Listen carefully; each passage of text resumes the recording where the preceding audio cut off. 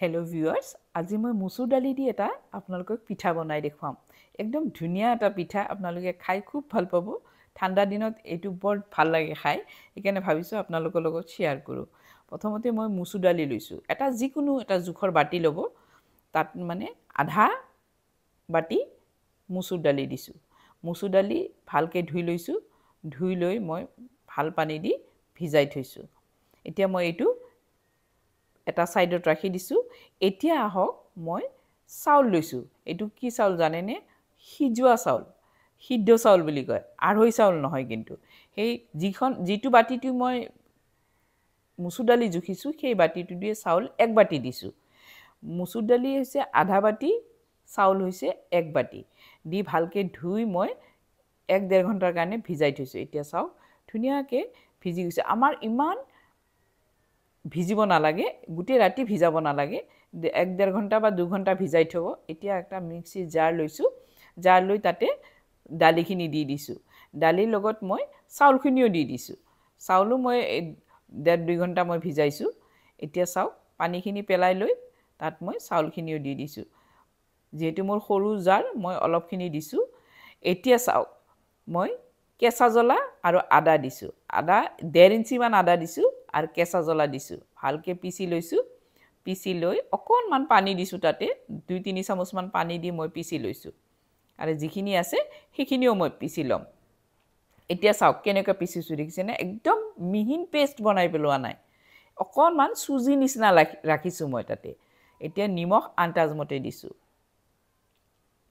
নিমখ দি এতিয়া মই অকমান জিৰাৰ গুৰি দিছো। ভালকে লৰাই লৈছো। লৰাই লৈ এতিয়া থিকনেসটো চাব মই কেনেকুৱা কৰো। এতিয়া তাত অকমান পানী দিছো। এতিয়া ইয়াতে অলপকে মই পানী দিম। চাব কেনেকুৱা থিকনেসটো কৰিম আপোনালোকে দেখিলেই গম পাব। প্ৰথমতে 2 চামুচ মান পানী দি লৈছো। পানী দি চাওক। আকো এটো আৰু অলপমান ঠিলা হ'ব লাগিব। বেছি থিকনেস থাকিলেও বেয়া, বেছি মানে পাতল হলেও বেয়া।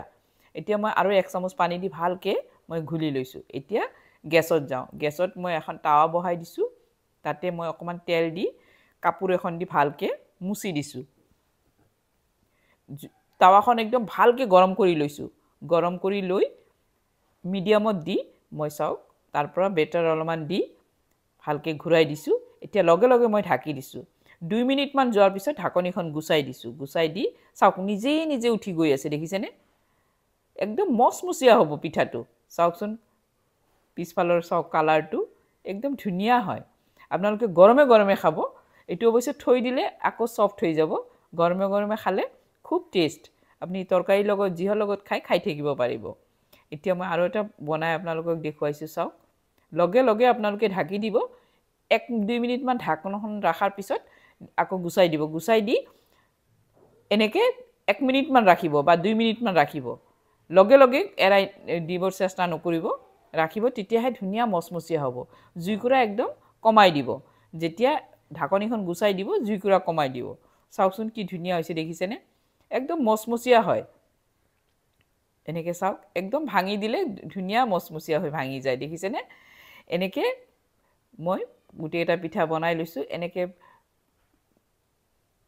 আপনি সবজিৰ লগত খাব পাৰে, চাটনিৰ লগত খাব পাৰে, যিকোনো বস্তুৰ লগতে আপোনালোকে খাব